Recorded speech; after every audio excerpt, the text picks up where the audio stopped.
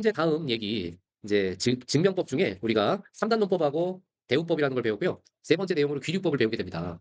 귀류법은 뭐냐? 어떤 주어진 명제를 그대로 증명하는 게 껄끄러워서 결론 부분을 먼저 건드리는 거예요. 얘도. 자, 그래서 결론을 부정해서 가정의 모순임을 밝히는 증명법이다. 결론을 부정해서 가정의 모순이 됨을 보임으로써 보임으로써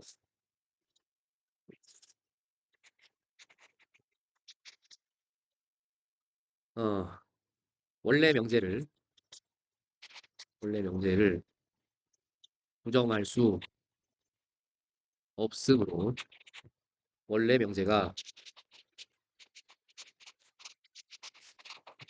참이라는 것을 간접적으로 보이는 증명법이다. 다시 한번 읽어보자. 결론을 부정했더니 원래 명제에서 가정의 모순이 됨을 보이게 됐어. 그러니까 원래 명제를 부정할 수 없다는 얘기야. 부정하면 모순이 되니까. 그러면 원래 명제가 참이라는 것을 이렇게 간접적으로 보이게 된 거지. 어떤 간접적으로? 결론을 먼저 부정했을 때 모순점이 발견된다는 그런 간접적인 방법으로 원래 명제를 부정할 수 없으니까 원래 명제가 참이다라는 거야. 자, 그런 대표적인 예가 뭐냐? 예를 들어서 설명해보자. 루트 2가 무리수임을 보이시오. 그럼 결과적으로 루트 2가 무리수라는 건데 이걸 증명하기 위해서 직접적으로 루트 2가 이러고 저러고 저러고 저래서 얘가 무리수예요라고 보이는 것보다 어떤 증명법이 편하다는 거야? 결론을 먼저 부정해보고 여기에 모순점이 생긴다는 걸 밝히는 게 편하다는 거야. 그래서 루트 2가 무리수다라는 거를 부정하면 루트 2는 유리수다가 되는 거지. 그래서 결론을 부정해서 루트 2는 유리수라고 하자. 그럼 우리가 보통 유리수라는 거는 정의가 명확해. 어떤 정의가 있지?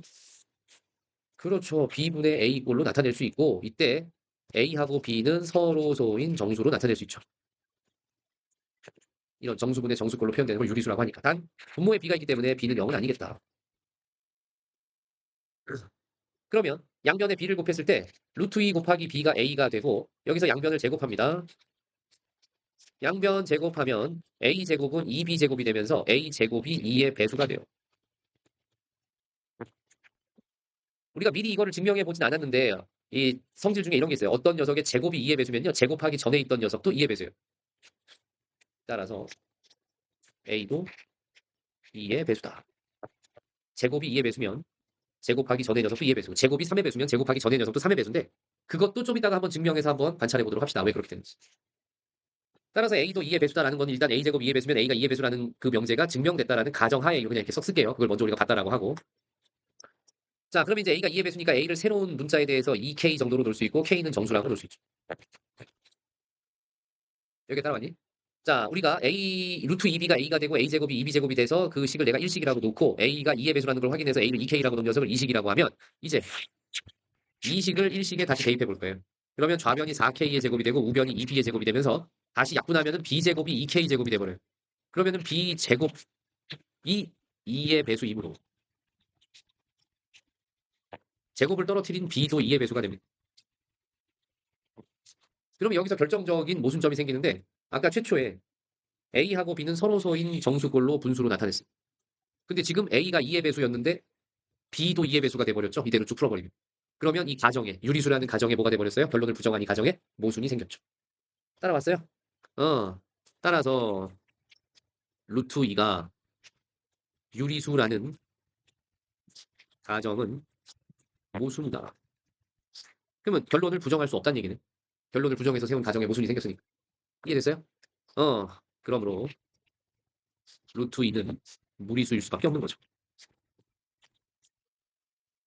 이런 식으로 결론 부분을 먼저 부정해서 간접적으로 가정의 모순이 된다는 것을 밝히는 이런 증명법을 우리가 귀류법이라고 하고요. 순차적으로 가정에서 결론으로 쭉 가는 것이 아니라 결론 부분을 먼저 건드려서 어떤 모순점을 밝히는 이런 증명법을 특별히 간접 증명법이라고 얘기합니다. 알겠죠? 네. 그래서 요 예제가 지금 선생님이 루트 2는 무리수임을 보이시오라는 예제를 하나 보여줬는데 학교 시험이나 서술형에서 루트 3이 무리수임을 보이시오라는 문제가 나올 수도 있고요. 그 다음에 뭐 루트 2, 루트 3 더하기 뭐 루트 6이 무리수임을 보이시오라는 이렇게 또 확장된 문제가 나올 수도 있어요. 그런 문제 나올 때마다 선생님이랑 또 같이 해보도록 합시다. 그래서 아까 뭐라 그랬냐면은 이거를 풀이하는 과정 중에 어떤 수의 제곱이 2의 배수면 제곱을 떨어뜨린 녀석도 2의 배수다라는 이런 하나의 명제 안에 작은 명제가 또 들어있었죠. 그것도 우리가 참이라는 거를 알아야지 이게 확실하게 증명이 된 거잖아요. 그죠? 자, 그래서 여러분 왼쪽 옆에다가 A의 제곱이 2의 배수면 A도 2의 배수다라는 명제를 하나 쓰시고 그 녀석을 증명해 보도록 하겠습니다.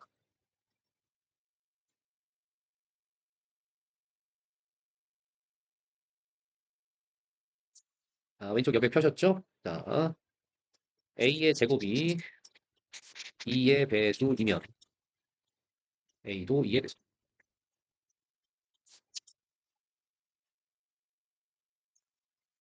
자, 이거 어떻게 증명할 거냐? 바로 대우 명제를 가지고 증명할 겁니다. 저 녀석의 대우 명제 불러보세요.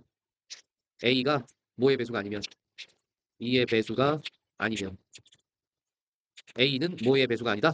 아, A 제곱은 뭐의 배수가 아니다? 2의 배수가 아니다. 자, 그래서 2의 배수는 짝수잖아요. 그럼 2의 배수가 아니면이라는 건 홀수잖아요.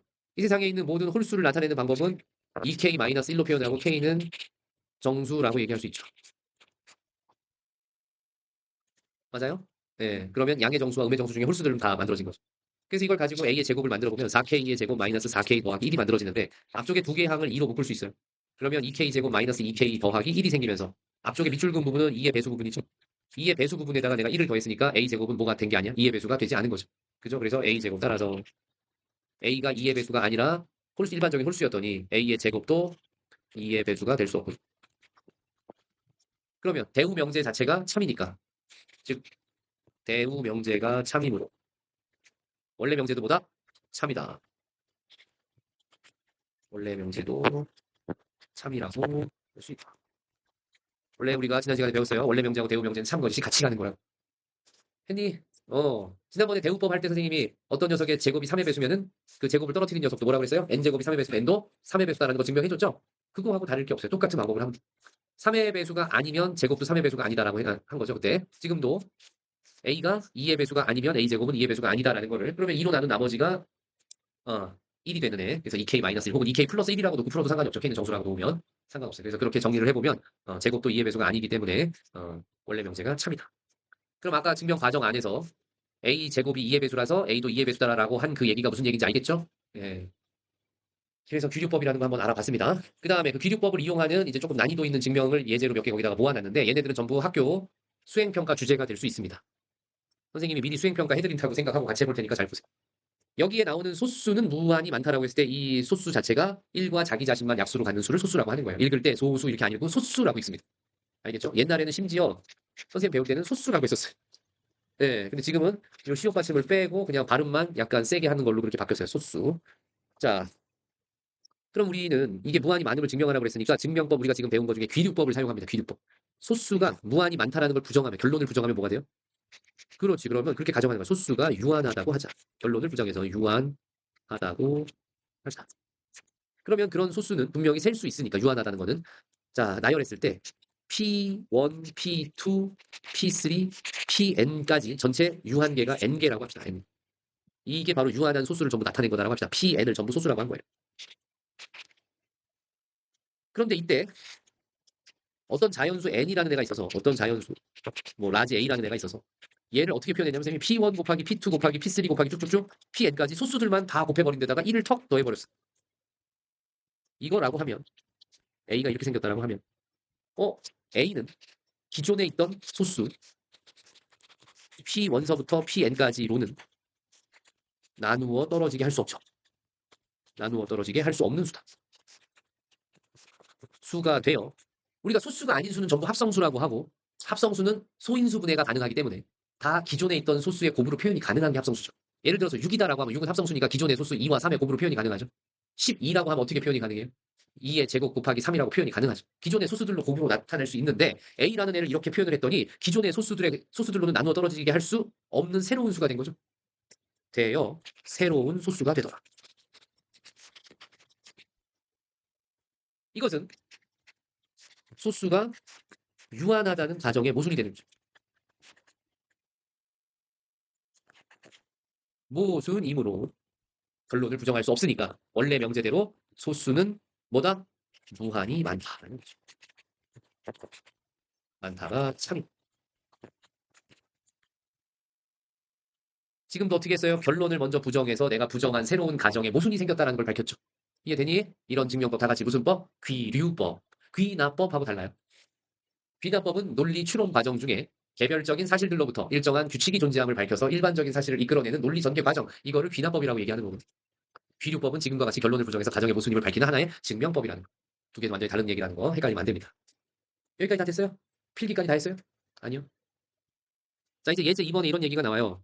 어떤 수들이 1로만 구성된 1이 한 개 있는 1과 1이 두 자릿수로 배열된 11과 1이 세 자릿수로 배열된 111과 그죠? 이런 식으로 1이 1997개가 있는 어떤 수하고 이렇게 거기까지 1997개의 1로만 구성된 자연수들을 가지고 생각을 해봤더니 그 안에는 1997의 배수가 있더라. 그거를 여기서 증명해봐라. 뭐하고 뭘 이용해서? 비둘기집의 원리라는 것과 귀류법을 이용해서. 그래서 여러분이 비둘기집의 원리가 뭔지 모르니까 선생님이 비둘기집의 원리를 하나 알려드릴게요. 이게 왜 이름이 선생님 근데 비둘기집의 원리라는 이름이 왜 나왔어요? 원래 이게 수학적으로 영어 원서에 뭐라고 돼 있냐면은 피존 홀 프린시펄 이렇게 돼 있어요. 피존 홀이 비둘기집이에요. 예, 프린시펄 원칙 원리죠. 그래서 그냥 그거 우리말로 해석한 거예요. 간단하게 예를 들어볼게요. 만약에 이런 정사각형의 어떤 아파트 같은 구조의 비둘기집이 있었다. 여기에 총 9개의 비둘기집이 있는데 예를 들어보면 비둘기는 10마리가 있어요. 비둘기 10마리가 임의로 들어가게 하면 적어도 한 집에는 비둘기 2마리가 들어간다. 2마리가 들어가게 된다는 거죠. 그렇죠. 비둘기들이 영리해서 9개의 비둘기집에 먼저 9마리가 타다닥 들어가서 다 자리를 차지했어요. 비둘기 한 마리씩 다 들어갔어. 그럼 남은 한 마리가 빙빙 돌다가 아무 데나 들어갈 거야. 그러니까 적어도 한 집에는 최소 2개의 비둘기가 들어가게 되는 거죠. 이해됩니까? 달리 얘기하면 비둘기 2마리가 들어간 집이 적어도 하나는 존재하는 거죠. 적어도 한 집에 비둘기 2마리가 들어간다? 다른 말로는요. 이렇게 되면 9개의 비둘기 집 중에서 비둘기 2마리가 들어있는 집이 반드시 있다는 거죠.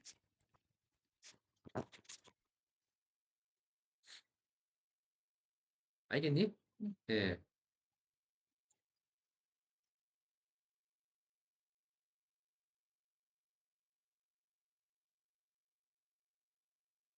이런 원리를 이용해가지고 이 문제를 한번 귀류법이라는 거 지금 배웠죠. 결론을 부정해서 가정의 모순이 됨을 밝혀라. 이걸 한번 증명해 와 보세요. 조금 더 힌트를 드리면 1997까지 있는 애들을 만약에 얘네들 중에 지금 1997에 배수가 있다라는 걸 증명하는 거니까 배수가 없다고 가정을 하자. 그럼 배수가 없다라 1997에 배수가 없다는 얘기는 여기 나와 있는 모든 수들이 1997로 나누었을 때 나머지가 0이 아니라는 거잖아요. 그럼 이 세상의 자연수는 1997로 나누면 원래 나머지가 0이거나 1이거나 2거나 3이거나 쭉 가서 1996까지 가능하죠. 맞아요? 만약에 어떤 수를 5로 나눈 나머지는 0부터 4까지 가능하거든. 1997로 나눴으니까 0부터 1996까지 나머지가 가능하죠. 그럼 나머지는 전체 몇 개예요? 1부터 1996까지니까 1996개의 나머지가 있는 거죠. 근데 지금 그 나머지들에 대응해야 될 숫자는 몇 개예요? 1997개죠. 즉 나머지가 비둘기 집에 해당하는 거고요. 그죠? 여기 들어있는 여기 지금 제시된 수들은 1997이니까 비둘기가 되는 거죠. 나머지 1, 2, 3, 4, 1996까지가 비둘기 집이라고요. 9개짜리. 근데 비둘기가 한 마리 더 많았잖아요. 집보다. 지금도 마찬가지로 1, 11, 111 이렇게 가서 1이 1997개 있는 그 수까지의 수들은 1997개가 있으니까 비둘기 집보다 비둘기가 한 마리 더 많은 거랑 똑같은 구조를 가지고 있잖아요. 그러니까 비둘기 2마리가 들어있는 집이 반드시 있다라는 걸 여기다 적용하면 무슨 얘기죠? 여기 나머지 1서부터 1996 사이에는 1서부터 1이 1997개까지 있는 그 1997개의 수들 중에서 적어도 2개는 같은 나머지를 공유한다는 얘기죠. 이해됐어요? 예를 들어서 어떤 수가 하나는 3으로 나누었을 때 몫이 5고 나머지가 1이었고 하나는 3으로 나눴더니 몫이 2고 나머지가 1이었어. 그지? 그러면 첫 번째 수는 3으로 나눴더니 몫이 5고 나머지가 1이라고 했으니까 그 첫 번째 수를 내가 A라고 하면 A는 3 곱하기 5 더하기 1이 두 번째 수를 B라고 하면 걔는 3으로 나눠서 나머지가 2고 아니 몫이 2고 나머지가 1이라고 했으니까 3 곱하기 2 더하기 1로 표현이 가능하잖아요. 그럼 그 두 수를 빼면 누가 없어져요? 1이 없어져요. A가 3 곱하기 5 더하기 1이라고 하면 예를 들어서 B는 3 곱하기 2 더하기 1이라고 하면 두 개를 빼면 누가 없어지냐고요. 1이 없어지잖아요. 그럼 얘는 3으로 묶었을 때 5 빼기 2가 되니까 누구의 배수예요? 지금과 같은 사실을 내가 적어도 하나의 지금 그 1부터 1996까지 나머지 중에 하나는 두 개의 수에 대응된다라며 두 개의 수에 대응된다라며 그 나머지를 내가 뭔지 몰라서 R이랑 스몰 R이라고 할게. 그러면 그 두 수가 뭔지 모르니까 A라는 수는 1997로 나누었을 때 몫이 Q1이고 나머지가 R이고 B라는 수는 1997로 나눴을 때 몫이 Q2고 나머지가 R일 수 있잖아. R로 가능한 녀석이 정확하게 딱 특정되어지진 않지만 1에서부터 1996까지의 수 중에 하나에 대응하는 두 수 A, B가 나머지가 지금처럼 같을 수 있잖아. 그러니까 지금 아까 왼쪽에서 뺀 것처럼 그런 두 수를 빼버리면 A 빼기 B는 1997로 묶이고 Q1 빼기 Q2가 되면서 나머지는 있어 없어. 그러면 뭐의 배수가 됐어 A 빼기 B가. 그런데 그 A 빼기 B의 구조가 A라는 애도 1로만 구성된 애고 B라는 애도 1로만 구성된 거 아니야. 특별히 얘를 A, 얘를 B라고 했을 때 내가 A가 B보다 큰 녀석이다라고 특정 지을 수 있잖아. 두 개가 같은 둘 중에 한 수는 큰 수일 테니까. 그래서 큰 수에서 작은 수를 빼본단 말이야. 근데 여기는 1이라고 하는 녀석이 M개가 있었고 밑에는 1이라고 하는 애가 N개가 있었어. 당연히 A가 B보다 크니까 개수로 따져도 M이 N보다 컸겠지. 무슨 말인지 알겠어? 그러면 결과적으로 이거를 A에서 B를 뺐다라는 얘기는 그 의미가 앞에서부터 자 1이 이렇게 채워지고 나머지는 전부 그 결과가 뭐가 될까? 뒤에서부터 0이 다 채워졌겠지. 따라왔니 얘들아? 그럼 여기선 1이 몇 개 남았어? n-n개 남았고 0은 몇 개 있는 거야? 0은 n개 있는 거야. 그럼 이 수가 결과적으로 a 빼기 b가 되니까 이 녀석은 1997 곱하기 q1 빼기 q2가 된 거 아니야? 맞아 안 맞아? 그러면 왼쪽에 있는 수는 누구의 배수야? 1997의 배수야. 그러니까 결과적으로 1이 n-n개 있는 이 수는 누구의 배수라는 얘기야? 1997의 배수라는 얘기야. 으흠. 아니 왼쪽이 결국 뭐야? 1이 n-n개 있는 애 곱하기 이렇게 쓸 수 있잖아. 0이 n개면 곱하기 10 n제곱이라고 쓸 수 있잖아. 근데 오른쪽은 1997 곱하기 어떤? 1997 곱하기 얘를 이제 q1 빼기 q2를 라지 q라고 놓자. 그럼 1997 곱하기 q니까 우변은 1997의 배수잖아. 맞아? 좌변은 누구 곱하기 누구였고. 1이 n-n개 있는 수와 10의 n제곱의 곱이잖아. 무슨 말인지 알지? 그런데 10의 n제곱은 소인수분해 해봤자 2의 n제곱 곱하기 5의 n제곱이잖아. 무슨 말인지 알아? 그러니까 결과적으로 1997을 소인수분해 했을 때 2와 5는 소인수에 들어있어? 안 들어있어? 안 들어있다라는 얘기는 결과적으로 앞에 있는 1이 n-n개 있는 수에 1997에 뭐가 있다는 거야? 배수가 얘가 될 수밖에 없다는 거지. 맞아요? 안 그렇지 않으면 2의 n제곱과 5의 n제곱이 1997의 배수가 될 수는 없으니까. 뭔 말인지 알지? 그러면 결과적으로 m이라고 했던 녀석도 1부터 1이 1997개인 녀석보다는 작은 개수였을 거고 n이라는 녀석도 1이 1997개 있는 것보다는 작은 개수였잖아. 그럼 m에서 n을 빼도 1이 1997개 있었던 것보다는 작은 애잖아. 개수가 1의 개수가. 그치? 그럼 우리가 지금 찾고 있는 그 수는 1, 11, 111, 1111 이렇게 해서 1이 1997개 있는 이런 1997개의 수들 중에 하나가 누구란 얘기야? 1이 몇 개 있는 애? n-n개 있는 애란 얘기. 그럼 그 아이는 누구의 배수가 돼버린 거야? 1997의 배수가 돼버렸잖아. 아까 처음에 가정을 뭐라고 그랬는데 왼쪽에 동그라미 쳐서 나열된 그 수들 중에는 1997에 뭐가 없다라고 했는데 배수가 없다라고 했는데 그치? 비둘기집의 원리하고 지금 이 풀이 과정을 통해서 보니까 식이 1997의 배수가 되는 1의 개수가 n-n개 존재하는 어떤 특별한 수가 나왔잖아. 맞아 안 맞아? 그러면 1997개의 수 중에 1997의 배수가 없다라고 한 그 결론을 부정한 가정은 모순이네. 그러면 결론을 부정하면 된다 안 된다? 그러니까 1을 11, 111, 1111, 1111 이렇게 나열해서 1이 1997개까지 가는 그 수들 중에는 반드시 누구의 배수가 들어있다? 97의 배수가 들어있다. 이렇게 증명한. 다 해줘. 무슨 말인지 알겠어? 정리해보세요. 다 설명했어요. 이거를 여러분이 집에 가서 자기가 증명을 한다라고 생각하고 깔끔하게 그 과정을 적어오시면 돼요. 여기 내가 예제라고 한 거는 아주 간단하게 3의 배수 가지고 설명을 한 거고 오른쪽에 있는 건 그걸 확장시켜서 1997의 배수를 가지고 설명했는데 선생님이 이렇게 간단하게 지금 핵심만 짚어준 거를 여러분이 자세하게 수리 논술이라고 생각하고 써보시라는 얘기. 알겠죠? 네. 그러면 선생님은 다음 얘기로 넘어갑니다. 자, 이제 절대 부등식이라는 얘기와 조건 부등식이라는 얘기가 나오는데 먼저 첫 번째 얘기를 조건 부등식 먼저 얘기할게요. 조건 부등식. 조건 부등식이라고 하는 것은 어떤 특별한 x값 혹은 어떤 미지 문자가 x라면 그 미지 문자 x에 특별한 수가 들어갈 때만 참이 되는 부등식이 조건 부등식. 흔히 우리가 알고 있는 1차 부등식이나 2차 부등식 이게 다 조건 부등식. 절대 부등식이라는 얘기는 뭐냐면 2차 함수의 어떤 특수한 경우처럼 2차 부등식의 특수한 경우처럼 모든 실수가 들어가도 항상 0보다 크다 이런 거 있죠. 즉 그 부등식이 어떤 실수가 들어가든지 항상 만족되는 부등식을 절대 부등식이라고 하는. 두 개를 구분해서 예를 들어볼게요. 조건 부등식에서 x 플러스 3이 4보다 크다라고 하면 자, 이 부등식은 항상 참이 아니죠. 특별한 조건일 때만 얘가 참인 거죠. 얘가 참인 조건을 우리는 부등식을 푼다라고 하죠. 결국 3을 넘기니까 x가 언제일 때만 참인 거야? 1보다 클 때만 참이다. 그래서 특별한 x값에 해당하는 범위에서만 참이 되는 이런 일반적인 1차 부등식과 2차 부등식을 다 뭐라고 한다? 조건 부등식이라고 한다.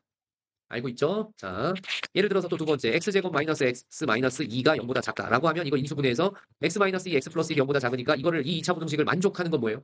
x가 마이너스 1보다 크고 1보다 작다. 이런 특별한 범위에서만 이 녀석이 만족되는 부등식. 그걸 조건 부등식. 2보다 작다. 따라왔죠? 그러면 이제 절대 부등식이라는 거는 뭐냐? 예를 들어서 x제곱 더하기 x 더하기 1이 0보다 크다 같은 거야.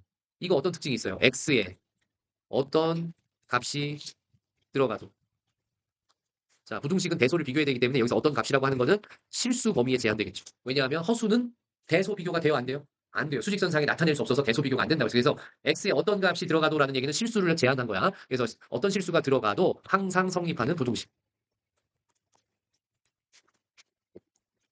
이런 걸 우리가 절대 부등식이라고 합니다. 그럼 꼭 x라는 단일 문자만 가능한 건 아니죠. 이렇게 바꿀 수도 있어요. a제곱 더하기 ab 더하기 b제곱.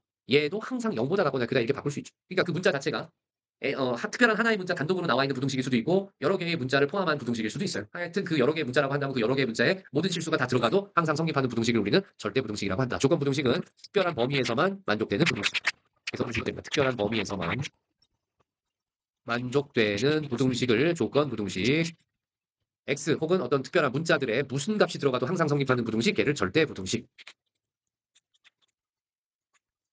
자, 식을 구성하고 있는 문자들의 모든 실수가 들어가도 성립하는 부등식. 즉, 문자에 뭐가 들어가든 항상 성립하는 부등식. 그거를 절대 부등식. 그럼 1번 같은 경우에 왜 절대 부등식입니까, 선생님? 저 녀석 말이죠. 좌변을 항상 선생님이 고등학교에서 2차 부등식, 2차 방정식 나오면 누구를 중간에 매개로 고민을 해라 항상? 2차 함수를 중간에 매개로 놓고 생각을 하라 그랬어. 그러면 y는 x제곱 더하기 x 플러스 1이라는 애가 완전 제곱식으로 바꿨더니 어떻게 되죠? x 플러스 얼마? 2분의 1의 제곱 더하기 4분의 3 이렇게 바뀌죠. 그럼 이 세상에 완전 제곱식으로 만들었다는 얘기는 그 바로 안에 있는 녀석의 제곱 자체가 0보다 항상 같거나 커지죠. 0보다 같거나 큰 놈한테 4분의 3을 더하면 항상 0보다 큰 거 아니에요? 양수를 더했으니. 그래서 좌변이 우변보다, 아니 0보다, 우변이 0보다 항상 크다가 돼서 이건 x축 위에 떠 있는 녀석, 공중부양 형태라고 그랬죠. 이런 꼴을 갖고 있으니까 모든 실수 x에 대해서 다 만족하죠. 항상 2차 함수가 0보다 큰 거니까. 따라왔니? 그러면 두 번째 녀석은요. 얘도 똑같은 방법으로 한 문자 a에 대해서 내림차순으로 정리해보면 a제곱 더하기 ba 더하기 이거를 완전 제곱식으로 잘라봅시다. 여기까지는. 바꿔보면 어떻게 돼요? a의 개수의 절반의 제곱, 즉 절반이 2분의 b인데 그 녀석을 제곱하니까 4분의 b제곱 더하고 4분의 b제곱 빼고 뒤에 원래 b제곱이 있어. 그럼 앞에 있는 세 녀석이 완전 제곱식 뭘로 바뀌고 a 플러스 2분의 b의 제곱이 되고 뒤에 있는 녀석 두 개 더해주면 뭐가 되고 4분의 3 b제곱이 되죠. 이렇게 했더니 실수 제곱 더하기 실수 제곱꼴이 됐어요. 실수의 제곱은 0보다 같거나 크고 0보다 같거나 큰데 0보다 같거나 큰 애들을 더했으니까 0보다 같거나 커지겠죠. 단 등호는 언제 성립해요? 단 등호는 b가 0이고 a도 0이 되죠. 각각의 제곱하기 전에 있는 그 실수들이 0 됐을 때 제곱해도 0 되는 거니까. 알겠습니까? 네, 이때는 등호 성립 조건까지 우리가 알아야 돼요. 그래서 자, 아까도 말했지만 식을 구성하고 있는 문자들의 모든 실수가 다 들어가도 성립하는 부등식을 뭐라고 한다? 절대 부등식이라고 하고 그런 애들 중에 대표적인 몇 가지 유형을 우리가 추가로 더 배우게 됩니다. 알겠어요? 예. 여기까지 일단 필기 잘 하시고. 자, 다음으로 이제 12번에 부등식에 증명되는 뭐 여러 가지 실수의 성질들을 써봐라라고 했는데 한번 나열해 봅시다. 1번. 자, 우리가 부등식 증명할 때 제일 많이 쓰는 게 a가 b보다 크다를 증명하라고 하면 일반적으로 이거에 증명할 때 a에서 b를 빼보는 거예요. a에서 b를 빼서 0보다 크면 당연히 a가 b보다 큰 거죠. 0보다 작으면 a가 b보다 작으니. 그래서 빼보는 방법이 있고요. 두 번째, a가 b보다 크다를 증명하는데 a 또는 b에 절대값이 포함되어 있거나 근호가 포함되는 경우가 있습니다. 근호가 포함된 식이 있으면 a가 b보다 크다라는 걸 보이는 데 있어서 바로 뺀다고 해도 식이 뭔가 깔끔하게 정리가 안 돼요. 그래서 저 a가 b보다 크다를 증명하는 저 과정에서 이게 제목이고 또 괄호 1번을 요 밑에다가 이렇게 놓을게요. 저걸 증명하는 데 있어서 이렇게 절대값이 포함되어 있거나 근호가 포함된 식이 있으면 어떻게 해줘야 되냐? 양변을 제곱해서 빼봅니다. 그 얘기는 다시 말해서 a도 제곱하고 b도 제곱해서 그 녀석을 빼보는. 그러면 절대값도 사라지고 모두 사라지게 돼 있어? 근호도 사라지니까. 왜 그러냐 하면은 여기다가 빨간색으로 절대값의 성질을 우리가 몇 가지 알아야 되는데 절대값 a의 제곱은 그냥 누구랑 같은 거라고? a 제곱. 절대값 a 플러스 b의 제곱도 그냥 바로 a 플러스 b의 제곱이랑 같은 거예요. 절대값 a, b는요. 절대값 a 곱하기 절대값 b로 분리 가능하고요. 절대값 b분의 a는요. 절대값 b분의 절대값 a로 분리가 가능해요. 이 정도 절대값의 성질은 반드시 알고 있어야지만 부등식 증명할 때도 사용할 수 있습니다. 그래서 그렇게 제곱해서 빼본 결과 얘가 0보다 크면 a제곱이 b제곱보다 a제곱이 b제곱보다 큰 건데 이때 처음부터 a가 양수 b가 양수인 것이 확인되면 제곱을 떨어뜨렸을 때도 a가 b보다 크다가 됩니다. 알겠죠? 처음부터 a, b가 양수였으면 a 제곱이 b제곱보다 컸으면 제곱 떨어뜨린 녀석도 a가 b보다 큰 거야. 반대로 이 녀석 계산한 결과가 0보다 작으면 a제곱이 b제곱보다 작다가 되는 거고 마찬가지로 이때 a가 양수고 b가 양수인 것이 확인되면 제곱을 떨어뜨렸을 때도 a가 b보다 작다가 되는 거야. 그 다음에 세 번째 a가 b보다 크다라는 걸 증명하는 또 세 번째 스킬은 뭐냐? 나눠보는 거예요. a하고 b를 나눴을 때 나눈 결과가 1보다 크고 일단 이거는 a, b가 양수라는 가정하에 이거일 때 b분의 a가 1보다 크면 양변에 b를 곱하니까 결국은 a가 b보다 커지는 거죠. 만약에 b분의 a를 계산했는데 1보다 작아졌어요. 이 전제 조건 a, b가 모두 양수일 때라는 거고요. 그러면 A가 B보다 작은 거죠. 즉 A가 B보다 크다라는 거를 증명할 때 우리는 1번 직접 빼서 0보다 큰지 작은지를 확인한다. 2번 절대값이나 근호가 포함되면 제곱해서 빼본다. 3번 두 녀석이 모두 양수인 게 확실하면 나눠보는 방법도 있다. 나눠서 1보다 큰지 작은지를 확인하는 방법도 있어요. 알겠죠? 네, 이렇게 세 가지 접근법을 부등식의 증명에 사용합니다. 필기하시고요. 마지막 주제 13번 여러 가지 절대부등식 설명한 조에 선생님이 한번 목차를 만들어 봅시다. 1번 우리가 아까 배웠던 것도 다시 복습.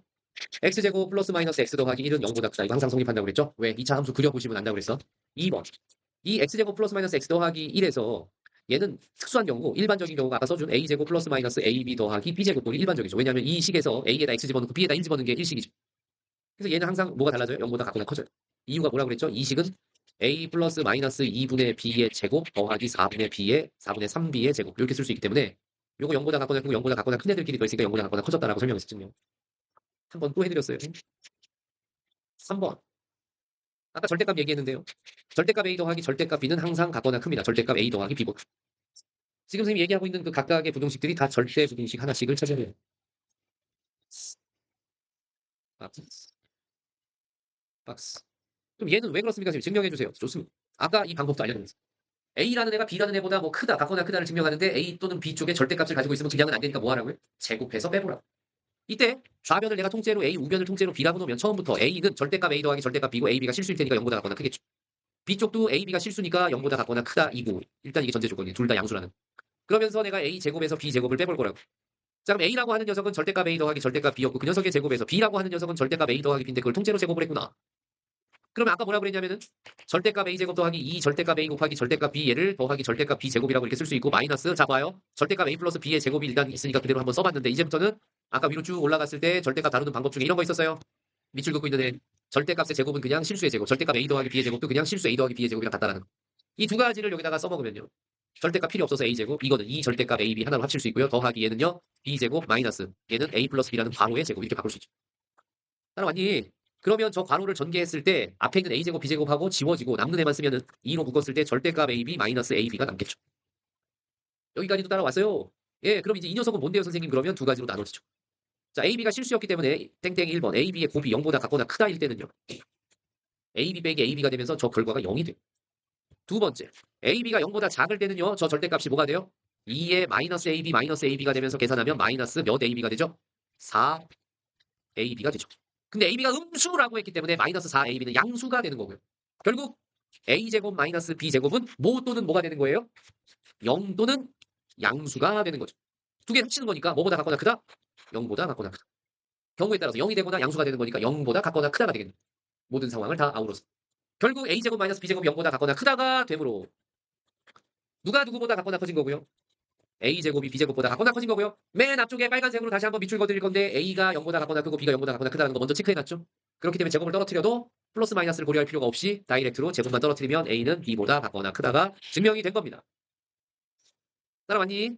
그럼 여기서 등호 성립 조건 언제 등호가 성립했어요? 단 등호는 언제 성립했다고요? 그렇죠. A, B가 0보다 같거나 클 때 성립하는 거죠. 그러면 A제곱 빼기 B제곱이 0이 됐었으니까 항상 절대부등식을 증명하라고 하면 마지막에 등호 성립 조건까지를 단서로 달아줘야지만 감점을 안 당합니다. 이 등호 성립 조건이 빠지면 감점. 정리하시고요. 자, 계속해서 4번 절대부등식.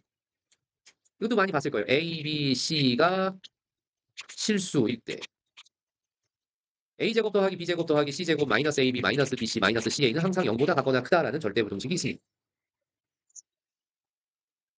증명해봐라 라고 하면 간단하죠. 우리 이거는 공통수학 1의 곱셈 공식에 활용해서 이미 식을 변형하는 걸 여러 번 해봤죠. 어떻게 하죠? 주어진 식에다가 2 곱해주고 2분의 1을 닫아버리죠. 그럼 모든 개수가 2a제곱, 2b제곱, bc제곱, 마이너스 2ab, 마이너스 2bc, 마이너스 2ca가 된다는 거 우리가 여러 번 해봤어. 그럼 2분의 1의 중간가로 하고 선생님 밑줄 긋고 있는 녀석을 다 같이 합창 완전 제곱식 몇 개의 합으로 표현할 수 있다? 3개의 합으로 표현할 수 있다. 불러볼까요? a-b의 제곱 더하기 b-c의 제곱 더하기 c-a의 제곱으로 표현할 수 있었죠. 그럼 a-b도 실수인데 제곱했고 b-c도 실수인데 제곱했고 c-a도 실수인데 제곱했어요. 실수제곱은 각각이 다 뭐보다 같거나 크다. 0보다 같거나 크다. 0보다 같거나 큰 애들을 다 더해도 뭐보다 같거나 크다. 0보다 같거나 크다. 그래서 좌변이 0보다 같거나 크다로 끝났으니까 증명이 끝났습니다. 이걸로 끝나면 감점. 뭐를 안 썼어요? 그렇죠. 등호 성립 조건. 단 등호는 동호 아니고 등호. 등호는 언제 성립한다? 이 가로가 각각 다 0일 때. 다시 말하면 A는 B는 C일 때. 모두 같을 때 성립. 이렇게 써주셔야지 감점 없이 증명이 완성된 겁니다. 정리하시고. 다섯 번째 얘기를 할 건데요. 얘는 제목이 뭐냐면 절대부등식 중에 얘가 왕별 두 개짜리. 산술 평균은 기하 평균보다 같거나 크다. 이런 얘기를 할 겁니다. 원래 옛날 교과서에서는요. 기하 평균은 조화 평균보다 같거나 크다. 여기까지 증명하는 내용이 나왔는데 이 부분이 없어졌어요. 얼마나 좋아요. 그렇죠? 네. 하나라도 덜 알아야 되니까. 예. 그래서 산술 평균은 뭐고 기하 평균은 뭡니까? 예를 들어서 A라는 녀석과 B라는 녀석을 더해서 더한 개수만큼 나눠주는 거. 우리가 중간고사 보고 중간고사 다 더한 다음에 전체 과목의 수로 나눠주는 거. 이걸 뭐라고 해요? 산술 평균. 그럼 기하 평균은 뭡니까? A라는 녀석과 B라는 녀석을 곱해서 2개 곱했으면 제곱근 구하고 A라는 녀석과 B라는 녀석과 C라는 녀석 3개를 더해서 3으로 나누면 3개짜리 산술 평균. A라는 녀석과 B라는 녀석 3개를 곱해서 3제곱근을 구하면 얘를 기하 평균. 이걸 확장시켰을 때 A라는 애, B라는 애, C라는 애 주르륵 가서 내가 별까지 전체 n개의 어떤 수를 더해서 n으로 나눠주면 산술 평균. A 곱하기 B 곱하기 C 곱하기 별까지 곱해서 n제곱근을 구하면 걔를 기하 평균. 그래서 얘네들 사이에는 저희 미리 맨 마지막에 결론을 써버렸네. 항상 산술 평균이 기하 평균보다 같거나 크다라는 절대 부등식이 생깁니다. 일단 여러분한테 그 꼴을 보여드리기 위해서 전제 조건을 자리만 비워두고 안 썼는데 이런 애들이 성립하기 위해서 더해야 될 대상과 제곱근 안에 들어가야 될 대상들은 모순이 안 생기려면 다 반드시 A, B, C 땡땡땡 별까지는 전부 다 양수여야 됩니다. 양수. 이게 아주 중요한 전제 조건. 선생님 고등학교에서 이렇게 확장된 것까지 다 알아야 됩니까? 아니요. 우리는 지금부터 요 초록색으로 박스 친 녀석 얘만 알면 됩니다. 그럼 전제 조건도 선생님 별까지 다 쓰실 필요 없었잖아요. 그래요. A가 양수, B가 양수일 때만 알면 돼요. 나머지는요. 왜 쓰셨어요? 산술 평균, 기하 평균에서 이렇게 위에 초록색 박스만 써줬더니 기하 평균의 감을 잘 못 잡더라고. 원래 기하 평균은 곱한 문자들의 수만큼 n제곱근이라는 걸 구해요. 지금 제곱근은 알겠는데 세제곱근은 뭔가요? 제곱근은 보세요. 어떤 수 x를 제곱해서 4를 만들면 4의 제곱근을 뭐라 그래요? 이 방정식을 풀었을 때 해 x는 뿔마 2라고 얘기하죠. 맞습니까? 요게 4의 제곱근이라고 불러요. 그러면 세제곱근은 우리가 하나를 가르쳐주면 열을 알잖아요. x 세제곱이 예를 들어서 8이다. 라고 하면 8의 세제곱근은 뭐니라고 물어봤을 때 우리는 뭘 풀어줘야 돼요? x 세제곱은 8이라는 녀석을 풀면 x 세제곱 마이너스 8은 0이 되고 얘를 인수분해하면 2의 세제곱이니까 x 마이너스 2 곱하기 x의 뭐 제곱 더하기 몇 x 2x 더하기 얼마? 4는 0. 이 방정식을 풀었을 때 나오는 모든 x를 8의 세제곱근이라고 하는 거예요. 그럼 x는 뭐 나오고요? 앞에서 2 나오고 뒤쪽 가로가 0인 건 x는 얼마가 돼요? 마이너스 1 플러스 마이너스 루트 3i. 오 선생님 제곱근은 기껏해야 x제곱이 3인 거 풀면 x는 뿔마 루트 3에서 무리수까지는 되는 거 알겠는데 그러면 세제곱근, 네제곱근에서는 범위가 복소수, 즉 허수 범위까지 확장돼서 제곱근이 존재하나요? 맞습니다. 그래서 우리는 지금 보세요. 제곱근까지만 공부하는 게 공통수학. 세제곱근, 네제곱근, 다섯제곱근, n제곱근까지 다 배우는 게 이게 바로 2학년 1학기 교과목 대수. 뭐라고요? 대수에 가면 이런 녀석을 배워요. 대수에. 제일 첫 번째 단원에 나옵니다. 거듭 제곱근이라고 해서. 알겠죠? 그러니까 세제곱근이라는 녀석이 만약에 이렇게 실수인 녀석과 허수인 녀석이 나왔는데 그 실수인 녀석은 우리가 기호를 어떻게 나타내기로 약속을 했냐면 8의 세제곱근 물어봤으니까 8 앞에다가 조그맣게 상첨자를 놓고 거기다가 제곱근을 표시하면 이걸 읽을 때 세제곱근 8이라고 있습니다. 알겠어요? 네, 그래서 그럼 선생님 왜 우리가 맨날 쓰는 제곱근은 루트 3 앞에다가 2 안 쓰셨어요? 그건 너무 많이 나와서 생략하는 거야 얘들아. 세제곱근, 네제곱근부터는 써줘야 되고 제곱근은 생략이. 알겠지? 그래서 세제곱근이 뭔지를 조금 그래도 그냥 막 설명하는 것보다는 어떤 느낌인지 알으라고 설명해줬어. 세제곱근은 뭐라고요? 3번 곱해서 3번 반복해서 곱해서 어떤 실수를 만들었어. 실수 A를. 그때 그 실수 A를 만드는 원인이 되는 수들을 찾아가면 그게 뭐가 된다고? 세제곱근이라고 한다. 알겠죠? 예. 이거는 지금 정확하게 이해 못했다고 해서 뭐 또 좌절하지 마시고 그런 게 있구나. 대수에서 배우겠구나. 5번에서 그럼 우리가 알아야 될 건 A가 양수고 B가 양수였을 때 A와 B를 더해서 그 개수 두 개로 나눠주면 걔를 무슨 평균이라고 하고요? 산술 평균. 두 개를 곱해서 제곱근을 구하면 걔를 뭐라고 한다고요? 기하 평균. 그래서 앞으로 산술 평균은 기하 평균보다 반드시 뭐하다? 같거나 크다. 그럼 그거를 이제까지는 산술 평균이 뭔지 기하 평균이 뭔지를 감을 잡아주는 거를 조금 깊이 있게 좀 설명을 해봤고요. 저기 n까지 확장될 수 있다는 거. 지금부터는 걔를 증명하고 넘어갈게요. 자, 좌변을 A라고 생각하고 우변을 통째로 라지 B라고 생각하자. 좌변은 통째로 라지 A, 우변 통째로 라지 B. 근데 양쪽이 적어도 어느 쪽이든지 간에 절대값이 있거나 근호가 있으면 그냥은 해결하기 어려우니까 뭐 해서 빼라고 그랬어요? 제곱해서 빼라고 그랬죠. 이해됩니까? 자, 그래서 선생님이 좌변을 제곱하면 2분의 A 플러스 B인데 그 녀석을 제곱한 거에서 누구를 뺄 거예요? 루트 AB를 제곱해서 뺄 겁니다. 뺐더니 4분의 A제곱 더하기 2AB 더하기 B제곱 마이너스 AB가 되고요. 4로 통분을 해주니까 불러볼래? 4분의 A제곱 마이너스 2AB 더하기 B제곱만 남아서 얘는 전체적으로 2분의 A 마이너스 B 분모 분자 아예 한꺼번에 바로로 묶어도 되겠죠? 이것의 뭐다? 제곱이다. 그럼 어떤 실수의 제곱이니까 항상 뭐보다 같거나 크구나? 0보다 같거나 크구나. 따라서 제곱을 그대로 유지한 상태로 2분의 A 플러스 B의 제곱이 루트 AB의 제곱보다 같거나 크다가 됐고 두 녀석이 기본적으로 A도 양수 B도 양수였기 때문에 제곱하기 전 상태들이 원래 양수라는 거 알고 있었죠. 그럼 제곱을 떨어뜨렸을 때도 그대로 부등호 방향의 변함이 없으니까 이 따라서 2분의 A 플러스 B가 루트 AB보다 같거나 크다가 되고요. 뭐를 빠뜨리면 안 된다? 등호 성립 조건을 빠뜨리면 안 된다. 등호는 언제 성립할까요? 0 됐을 때 성립하겠죠. 언제 0 돼요? A와 B가 같을 때 성립한다는 걸 위식에서 확인할 수 있죠. 자, 그래서 등호는 A 이퀄 B일 때 성립한다라는 걸 확인할 수 있습니다. 자, 이렇게 해주면 산술 평균이 기하 평균보다 같거나 크다라는 아주 중요한 절대 부등식까지도 설명이 끝난 거예요. 자, 마지막 6번 절대 부등식. 이름이 신기해요.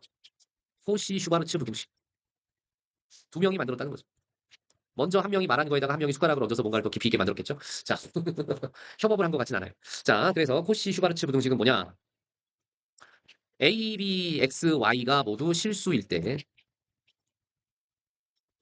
A제곱 더하기 B제곱 곱하기 X제곱 더하기 Y제곱을 했더니 얘는 항상 우변에 있는 AX 더하기 BY라는 녀석의 제곱보다는 같거나 크더라. 이런 부등식을 코시 슈바르 부등식이라고 합니다. 물론 얘도 A, B, C, X, Y, Z 이렇게 확장시킬 수 있어요. 하지만 고등학교에서는 이 정도만 아시면 되고요. 증명하는 방법 근호도 없고 뭐도 없어요. 절대값도 없으니까 간단하게 좌변을 통째로 A라고 생각하고 우변을 통째로 B라고 생각하고 그냥 빼버리면 됩니다. 그래서 좌변에서 우변을 빼볼 거예요. 좌변 전개해볼까요? 시작. A제곱 X제곱 더하기 A제곱 Y제곱 더하기 B제곱 X제곱 더하기 B제곱 Y제곱 마이너스 우변은요. A제곱 X제곱 마이너스 2ABXY 마이너스 B제곱 Y제곱이요. 맞습니까? 야 그러면 A제곱 X제곱 끼리 없어지고 B제곱 Y제곱 끼리 없어지고 남는 애만 예쁘게 썼더니 그 녀석이 뭐를 뜻하냐? AY 마이너스 BX 전체의 제곱이 되죠. 맞습니까? AY가 실수고 BX도 실수인데 실수에서 실수 빼면 실수죠. 결국 실수의 제곱이 남았죠. 좌변 빼기 우변이. 실수의 제곱은 항상 뭐보다 같거나 크다? 0보다 같거나 크다. 따라서 다이렉트로 좌변이 우변보다 같거나 크다라는 걸 증명했고요. 단 등호는 언제 성립합니까? 0 됐을 때 성립하겠죠. 언제 0이 돼요? AY가 BX랑 같을 때 성립하죠. 이거 그냥 이렇게 쓰시니까 조금 안 예쁜데요? 그래요. 그래서 어떻게 쓸 거냐면요. 얘는 자리를 바꾸면 이렇게 써도 돼요. A분의 X, 누구와 양변을 A와 B의 곱으로 나눌 건데 뭘로 나눈다고요? A, B로 나누자. 그러면 우변은 A분의 X가 되고요. 좌변은 B분의 Y가 되겠죠. 그래서 이거 일대 성립한다라고 조금 이쁘게 식을 정돈해서 이렇게 많이 씁니다. 등호는 A분의 X는 B분의 Y다. 그럼 이게 무슨 소린데요? A와 X의 비율이 B와 Y의 비율과 같더라는 얘기죠. 안 그래요? 이거 우리가 바꾸면 X 대 A잖아요. 이거 바꾸면 Y 대 B잖아요. 그죠? 그래서 X와 A의 B의 값이 Y와 B의 B의 값이랑 어떠면 같으면 항상 이 코시 슈바르츠 부등식이 성립하는구나. 이해했어요? 네. 그래서 여기까지 해서 코시 슈바르츠 부등식에는 별표 하나만 할게요. 원래 이렇게 해서 절대 부등식 선생님이 총 여러 가지 절대 부등식 6가지에 대해서 설명을 다 해드렸습니다.